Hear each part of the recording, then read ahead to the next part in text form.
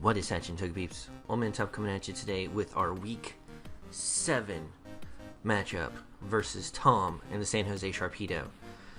And you can see the teams we rocking, but first, we're going to do some deck swabbing, some ship cleaning.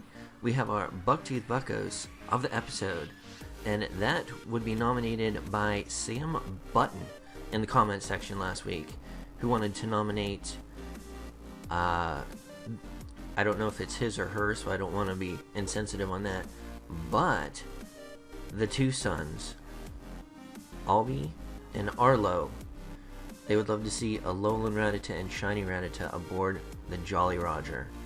Alright, well, we'll see what we can do about that. Alright guys, let's look at the teams we brought this week. Gonna throw out our thank yous right now. We have Austin to thank for our team creation and our graphics this week. Getting those to us because I can't do Photoshop worth a gosh diggity darn. And we have Odds Are, a new recorder for us this week. Thank you very much for that. This is literally being recorded Sunday morning right before noon. Tom and I weren't able to battle until Saturday before today, and it ended up being late last night because, you know, real life and things. But we got it. We're gonna get it out. So let's take a look at the teams. You can see the team we have, which was gone over in the team builder yesterday. I feel it was fairly readily prepared for what he's got for us this week. But we got Zeraora, which is our lead, Mega Scizor, Melodic, Togekiss, Miltank, and Entei. So let's look at his team. He's got the Mesprit, which he will be leading with, the Drapion, the Tapu Koko, which is a top tier threat to our team, the Mega Lucario, which is a top tier threat to our team, the Weavile, and the Cloyster. So you can see the last three mons on his team all have priority. So that's something we need to be mindful of. We don't want to let everything get whittled down too terribly low in the beginning of the match and go down. So, like I said, we're leading with Zeraora. Outside of Scarfers on his team, which based off what he has, I don't think he brought. We just outright outspeed everything that doesn't throw priority our way. So that's what we did. And we're going to dive right into this matchup. Don't forget, if you guys want to ask some post-game press conference questions, you notice there wasn't a post-game press conference this week because there was no questions, so I didn't really feel like doing one with no questions and be lonely and sad. So if you would be so kind, send me some post-game press conference questions so I'm not lonely and sad over here.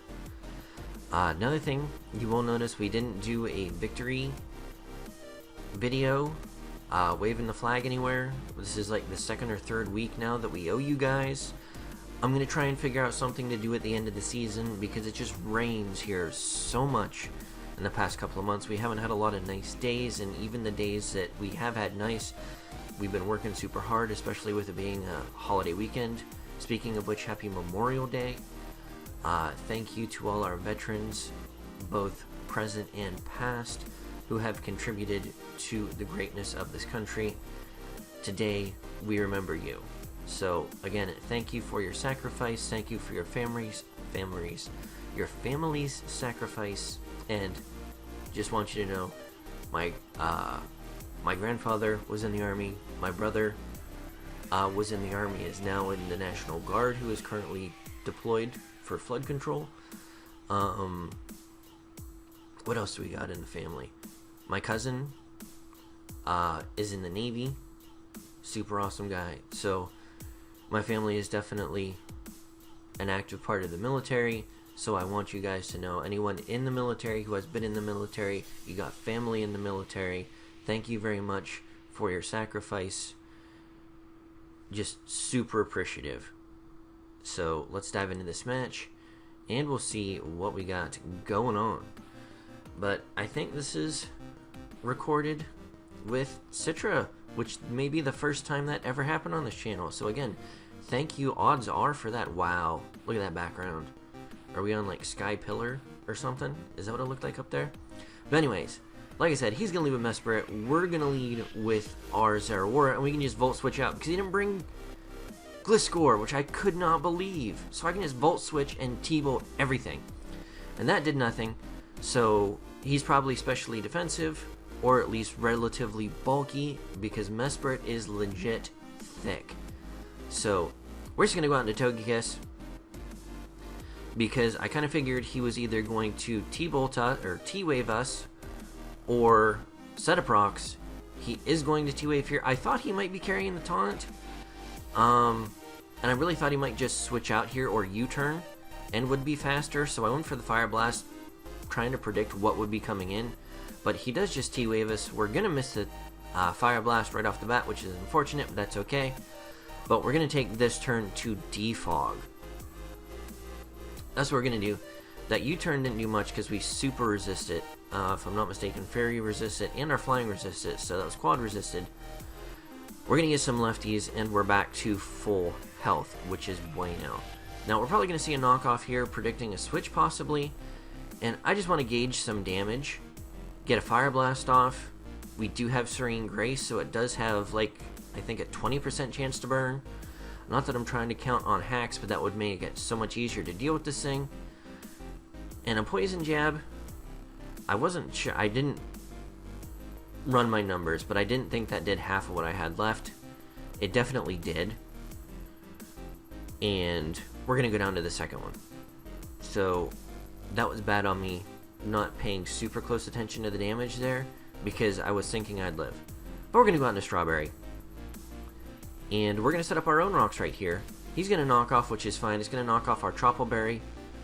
In the ultimate run of this game, I don't see it being as crucial as something else, but I do want to get those rocks up because he has Cloyster, and he has his Weavile, which, if Weavile sashed, could really put a damper late game if he preserves it.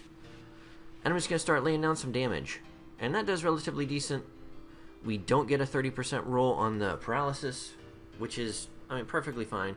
We're just going to switch out into Toshington in the event he wanted to possibly go for a T-Wave to try and slow us down so he'd be faster than us. That isn't the case there. He does just set his rocks back up, so they are on the field for good now.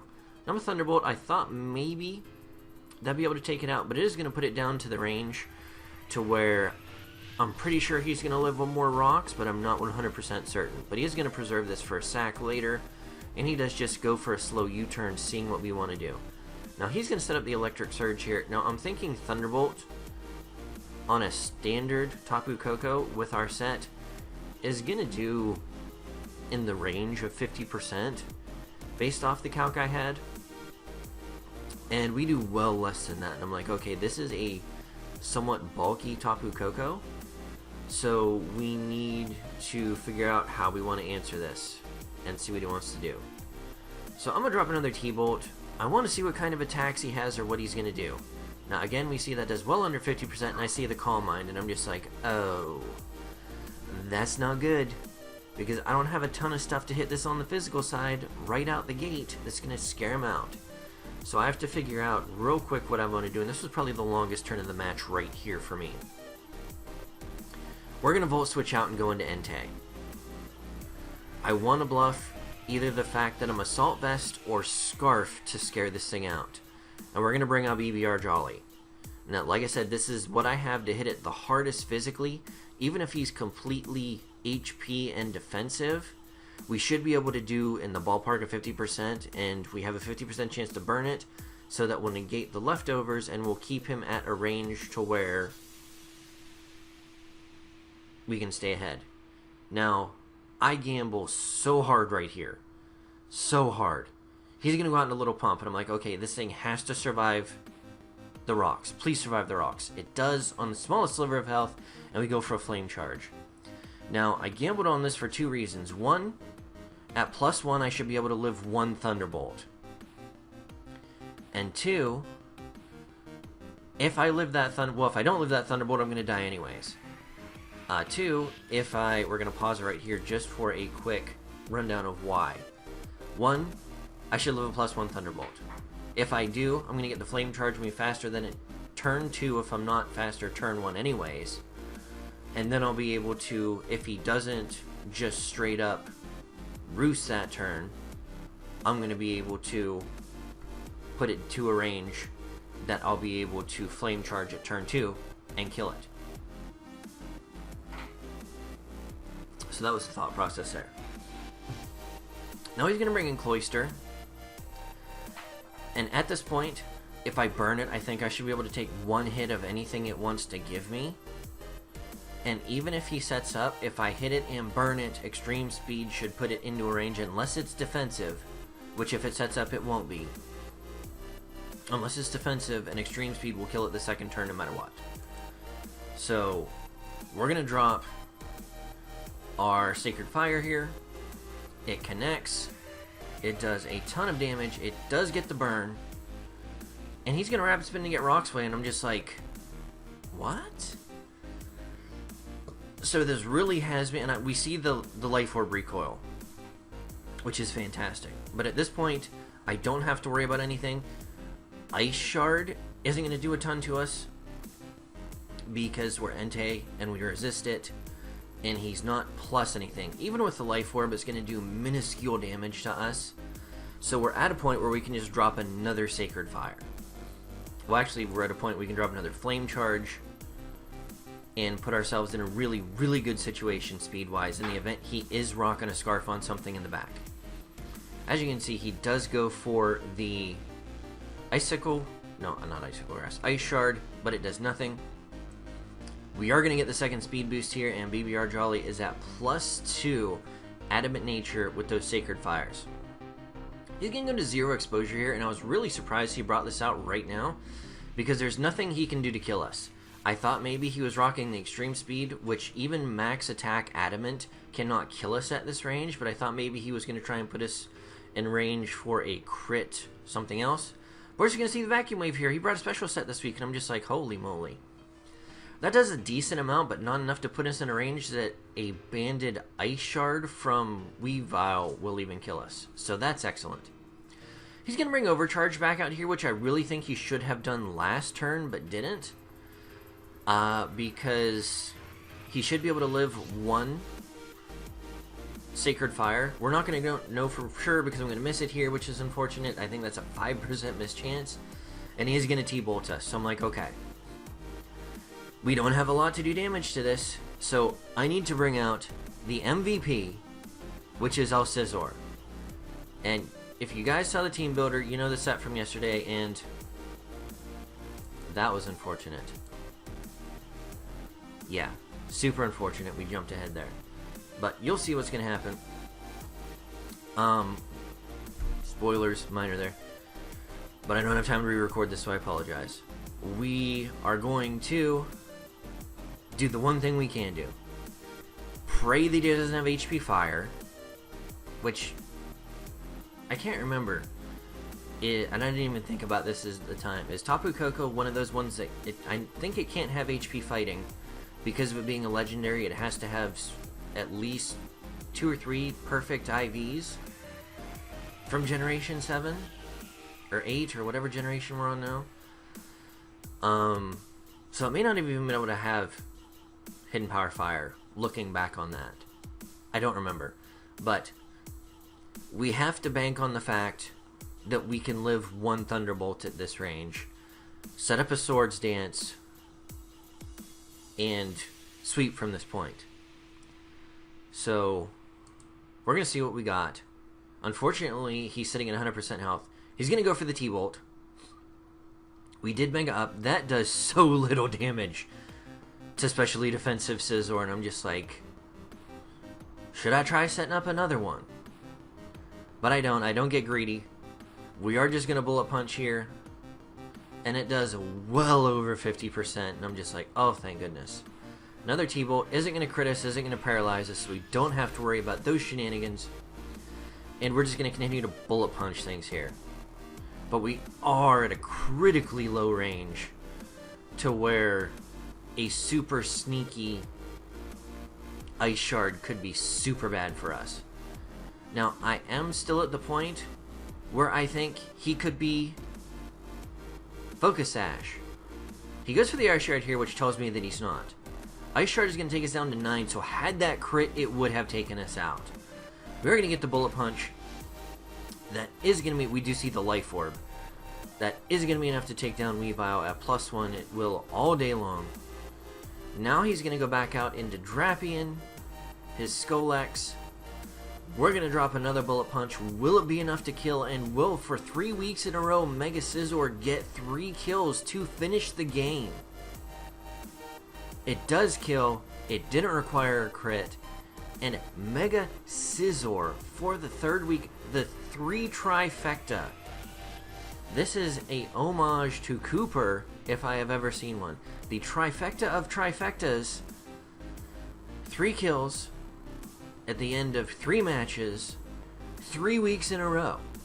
So apparently Mega Scizor is a huge Cooper fan. Cooper being a fan of the Power 3s. So, holy crap guys, we make it to 5-2 for only the 2nd time in GBA history. Throwback to Season 6, where we started off 5-2, but then lost out the rest of the season, finishing 5-7. Now, this is a hallmark, which we will get to in a second. Thank you for Tom for working out both of our crazy schedules we had last week to get to a point where we could battle and get it recorded and hopefully up by the end of the day for both of us. But yeah, go check him out. He's having a rough season, even though he has been doing fantastically with Mega Lucario outside of this match. But go check him out. He's a good dude. He really pours his heart and soul into the GBA. So go check him out. He's funny. But yeah, this is a hallmark. There are only 10 games this season, and we've won 5 so far. Now, there's still 3 left, and they aren't the greatest 3 matchups we have, and we'll get to that in a second. But with there being 10 games this season, and we've won 5, we are guaranteed for the first time in GBA history, not in Pirattata history, but in GBA history, for us to finish one of the most competitive leagues with at least an even win-loss record. I know what some people are saying, well, Tup, that's not a huge milestone. For someone who has a history of hugely loss-heavy seasons, that is a huge benchmark for us. So, thank you everybody for sticking by our side through Season 4, 5, 6, 7, and now Season 9. Following the Pirattatas and just waving your flags when we win and telling me to keep my head up when we lose. We are finally getting a good season out of this team. We may have finally found a format we do good at. Hallelujah. So, again, big thank you for that. Another shout out again to Sam Button and their nomination of Sons, Albi, and Arlo. I really hope I'm saying those right. So, Albi and Arlo, this one's for you guys. But anyways, guys, that is another victory under our belt. Sitting at 5-2. And we are going to play Lars next week, El Scizor, who, going into this week, had only lost 1 match all season long. Now, spoilers, I do know the results of his match, and if you don't want to know, mute it until I uncover my mouth. When we play Lars, both of the teams are 5-2. Okay, you can listen again. So, really looking forward to that. We haven't played Lars in a while, and we haven't beaten Lars yet, I don't think. So, he does have a loss coming in, so he may really, really want to finish out this season strong because he's fighting for a playoff spot, and he has a really competitive division, as opposed to ours, which isn't doing as fantastically as the other ones, which, not gonna lie, is beneficial for us, because it's gonna allow us to finish strong and really raises our chances for making playoffs, because I think now, again, I'm pretty sure we're 2 games up on the competition after this week, so that's excellent. But really happy with how the season's turning out. I really think our play style has improved. We're preserving win cons when we win matches. I mean, when we lose matches, we're just getting blown out. We got beat by my son Randy week 1, and we got, I think that was a 4-0 loss, and I think we just got blown out of the water 6-0 by Jolt, who has been performing masterfully. But most of our games have been close. We won 4-0 this game, so that was really, really good. It's really going to help our differential. I think we're at +1 differential now, so again, this late into the season, I think this is our best differential going into this late in the season, so that's really good. But the rest of our schedule, which is 3 more matches, is Elsazor Lars and the Bruges Dawn fan, which, woof, he has a fantastic team. And again, spoilers, I know the transactions that were made, because this was the last week for transactions. If you don't want to know until the transaction video, don't listen until my hand goes off. He picked up Mega Scizor, or not Mega Scizor, he picked up Mega Lucario from Tom. So even though it wasn't a problem in this match, we have to play it again. So, good lord. So that's something we have to be mindful of going into next week. After that, we have Deathly IM with the Tennessee Trubbish, who isn't having the greatest season. So hopefully we can pull a victory out of that. And then we play the person who beat us in practice week 1 of GBA Season 9, who is also having a fantastic season, and I think has only lost once to this point.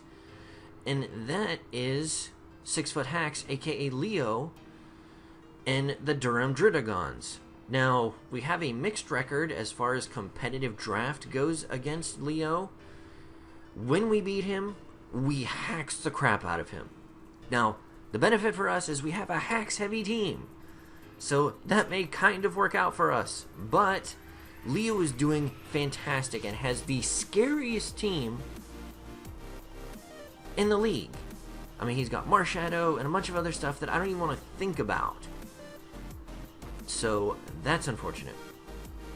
But moving forward, we have Lars next week, so we really got to prep hard for him, and hopefully we can eke out a victory versus him and put ourselves in a really good spot moving towards the playoffs, so that playoff push is real.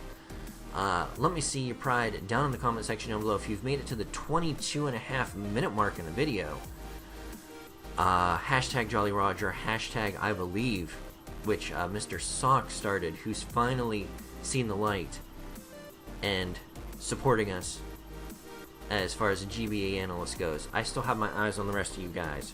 You know who you are, Power Rankings guys. I'm watching you, Ben and Melantosh. I'm watching you. But anyways, I'm just kidding. No, not really. I'm watching you.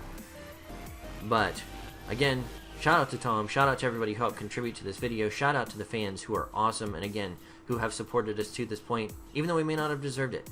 But anyways, guys, I'm OldManTup, and I will catch you on the flip side. Peace.